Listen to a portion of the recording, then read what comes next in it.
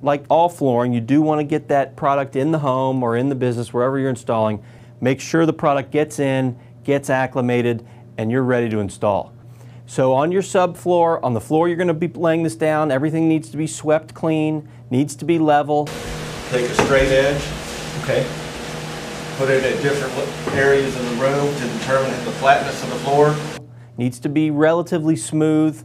You need to get any cracks out, fill cracks in, highs and low spots, make sure you've taken care of all those.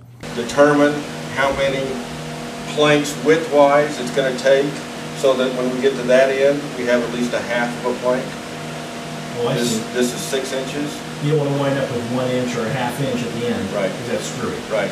So now, what if your measurement makes it look like that's going to happen? Do you cut 1 and a half here? Yeah, you make this one smaller so you get bigger down there. Okay. At least 2 inches or wider on a 6-inch plank. All right. Okay.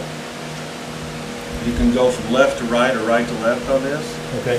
And what we're doing, because this floor has to be anchored in by the perimeter, right, is butting to the baseboard. Up against walls, you do have to fit it all the way to the wall in all directions. There is no 3/8 inch gap for expansion like we have with a typical floating floor.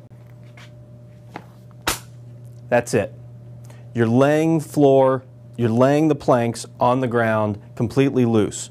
And that is just as easy as putting the material to the baseboard and then butt joining each product or each plank after that.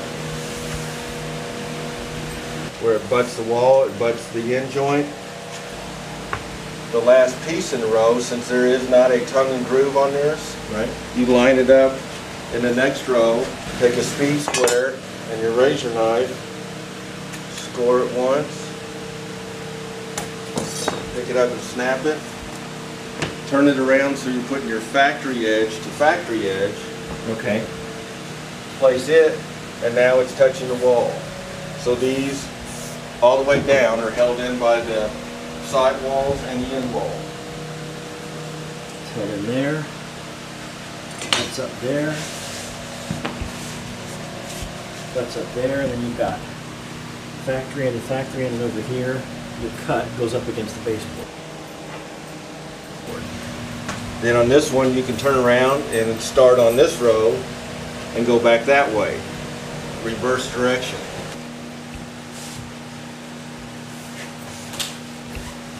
You want to achieve a stagger between this end joint and this end joint of 6 inches or greater.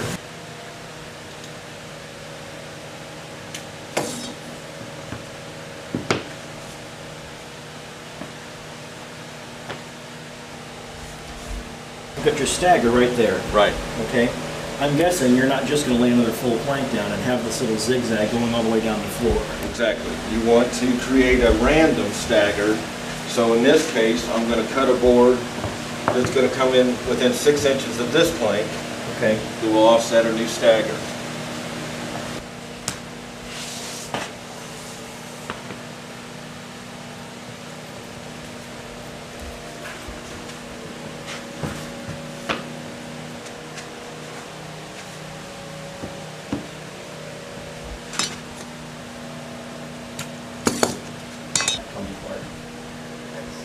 Just rips apart. Okay.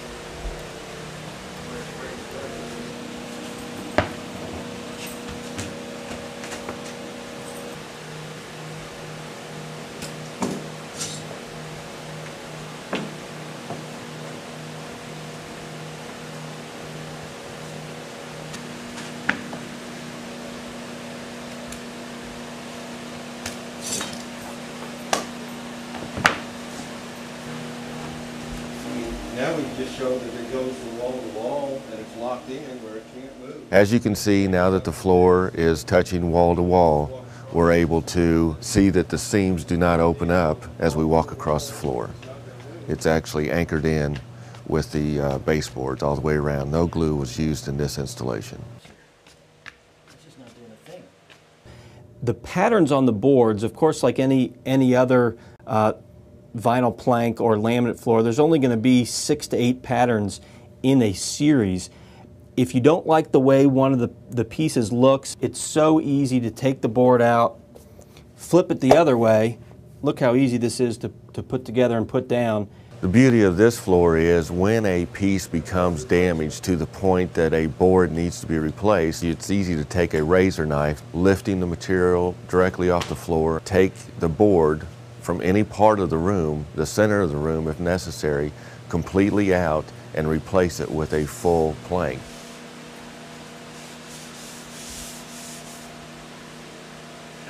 This is so easy to do.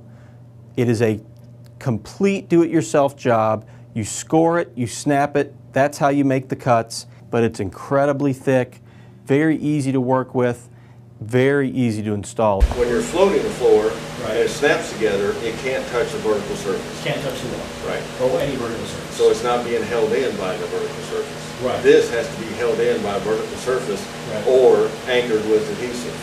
Okay. This particular example, it's held in by the vertical surface. The baseboard.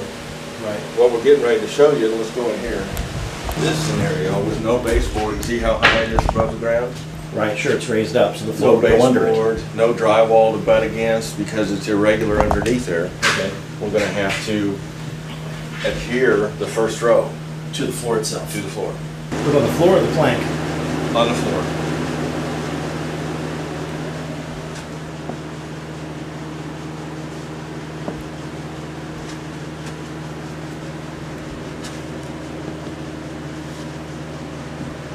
Now, is that just flat or is that, Small notch, and it will say on the bucket what size notch to use. okay.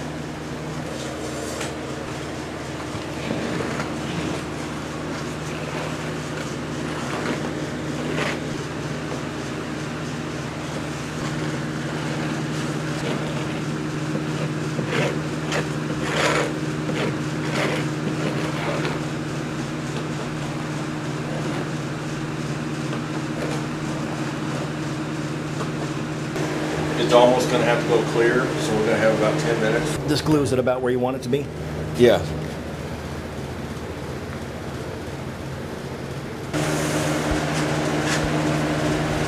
Now, Sean, how have you determined exactly where you're laying the plank? Well, on this particular start, I dry laid the planks out to run parallel to the drywall seam, Okay. knowing that that would keep me straight to the other end of this wall. Okay. If necessary, on a long run, you probably want to set a chalk line down to keep it straight on the wall. Once that material hits that adhesive, it does not slide any longer. That is now anchored, and that's what we're trying to achieve, is the floor to be anchored in the starting row.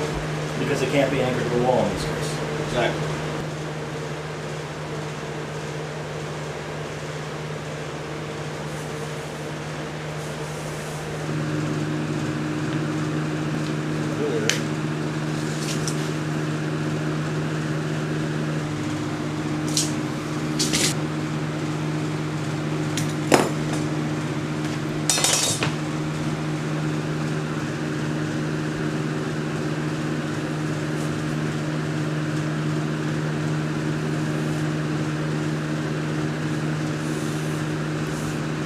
This material has already set up, and we're unable to lift this off the floor without actually prying the screwdriver underneath it. That material is already set up. That way, from now on, when we start pushing our material to this setup or first row, we have a nice solid beam to push against, and that locks in this free-floating floor. Now we will go ahead and glue all the rest of the walls. The manufacturer recommends, when adhering just the perimeter, to use a 4 to 6 inch band of adhesive. You can go larger than that, but a 4 to 6 inch band would be sufficient with this size of the plank. This is around the perimeter of the room. And once that material becomes tacky, we can continue laying the rest of our floor. Now that we have the adhesive spread around the perimeter, the manufacturer also recommends to put a adhesive band down the center of the room or at every 10-foot intervals, depending on how big the room is. That gives you added support when keeping the material from sliding left to right or from front to back. It will not hurt the application to do this in any case, either doing it with the adhesive or doing it with 6-inch Gecko double face premium tape. But if you're doing the loose lay where you're bordering up against the wall, it's not required. It's not required, but it will not hurt. And this is going perpendicular to the way we are laying our planks. That will give us added strength and keep the material from sliding when you don't have anything around the edges to lock this in.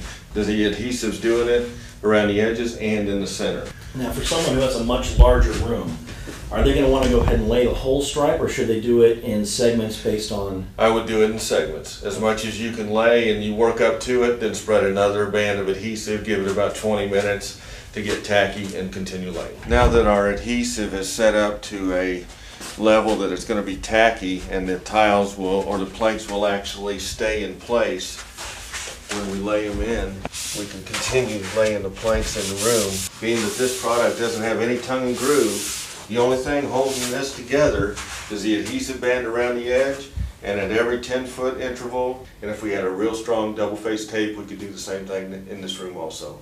You have a nice flat wall or baseboard to go up against, or you have glue around the perimeter of the room. That's essential, right? Yes, to keep the material from sliding and the seams and the gaps opening up.